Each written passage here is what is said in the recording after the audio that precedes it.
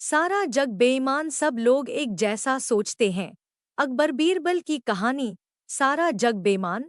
Akbar Birbal story. एक बार अकबर बादशाह ने बीरबल से शान से कहा, बीरबल, हमारी जनता बेहद ईमानदार है और हमें कितना बहुत प्यार करती है। बीरबल ने तुरंत उत्तर दिया, बादशाह सलामत। आपके राज्य में कोई भी पूरी तरह ईमानदार नहीं है। नहीं, वो आपसे ज्यादा प्यार करती है। यह तुम क्या कह रहे हो बीरबल? मैं अपनी बात को साबित कर सकता हूँ। बादशाह सलामत। ठीक है, तुम हमें साबित करके दिखाओ। बादशाह अकबर बोले। बीरबल ने नगर में ढिंढोरा पिटवा दिया कि बादशाह सलामत एक भोज करने जा रहे हैं। उसके लिए सारी प्रजा से अनुरोध है कि कल सुबह दिन निकलने से पहले हर आदमी एक एक लोटा दूध डाल दे। कड़ाहे रखवा दिए गए हैं, उनमें हर आदमी दूध डाल जाए। हर आदमी ने यही सोचा कि जहां इतना दूध इकट्ठा होगा, वहां उसके एक लोटे पानी का क्या पता चलेगा। अतः हर आदमी कड़ाहों में पानी डाल गया। सुबह जब अकबर ने उन कड़ाही को देखा जिनमें जनता से दूध डालने को कहा गया था, तो दंग रह गए।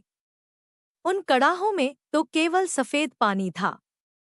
अकबर को वस्तुस्थिति का पता चल गया। सब लोग एक जैसा सोचते हैं। अकबर बीरबल की कहानी। दरबार की कार्यवाही चल रही थी।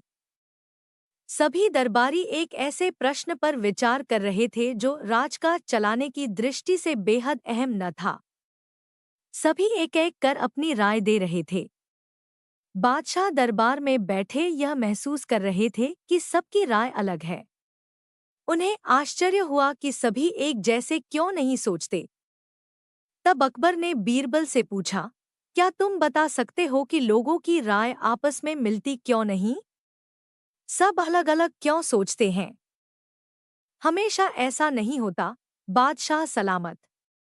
बीरबल बोला, कुछ समस्याएं ऐसी होती हैं जिन पर सभी के विचार समान होते हैं। इसके बाद कुछ और काम निपटा कर दरबार की कार्यवाही समाप्त हो गई। सभी अपने अपने घरों को लौट चले। उसी शाम जब बीरबल और अकबर बाग में टहल रहे थे तो बादशाह ने फिर वही राग छेड़ दिया और बीरबल से बहस करने लगे। तब बीरबल बाग के ही एक कोने की ओर उंगली से संकेत करता हुआ बोला, वहां उस पेड़ के निकट एक कुआं है।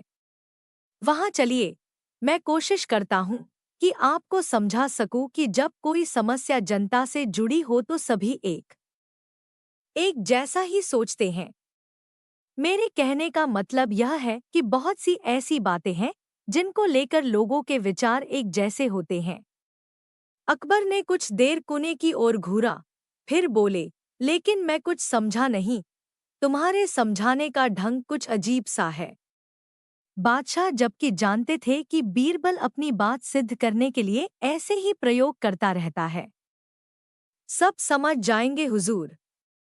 बीरबल बोला, आप शाही फरमान जारी कराएं कि नगर के हर घर से एक लोटा दूध लाकर बाग में स्थित इस कुएं में डाला जाए। दिन पूर्णमासी का होगा। हमारा नगर बहुत बड़ा है। यदि हर घर से एक लोटा दूध इस कुएं में पड़ेगा तो यह दूध से भर जाएगा।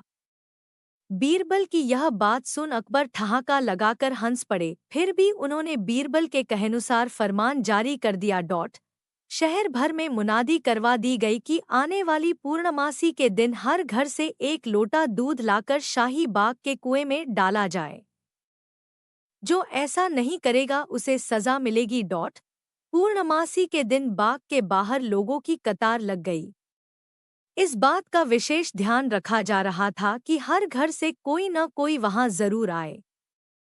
सभी के हाथों में भरे हुए पात्र, बर्तन दिखाई दे रहे थे।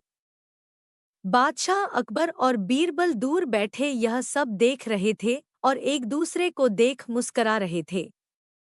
सांझ ढलने से पहले कुएं में दूध डालने का काम पूरा हो गया। हर घर से दूध लाकर कुएं में डाला गया था।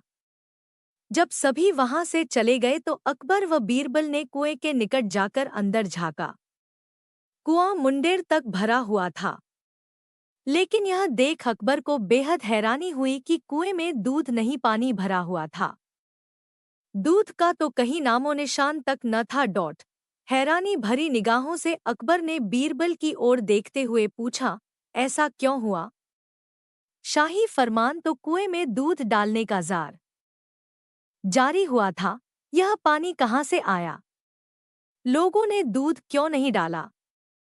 बीरबल एक जोरदार ठहाका लगाता हुआ बोला, यही तो मैं सिद्ध करना चाहता था हुजूर। मैंने कहा था आपसे कि बहुत सी ऐसी बातें होती हैं जिस पर लोग एक जैसा सोचते हैं, और यह भी एक ऐसा ही मौका था। लोग कीमती दूध बर्बाद करने को तैयार न थे। वे जानते थे कि कुएं में दूध डालना व्यर्थ है, इससे उन्हें कुछ मिलने वाला नहीं था।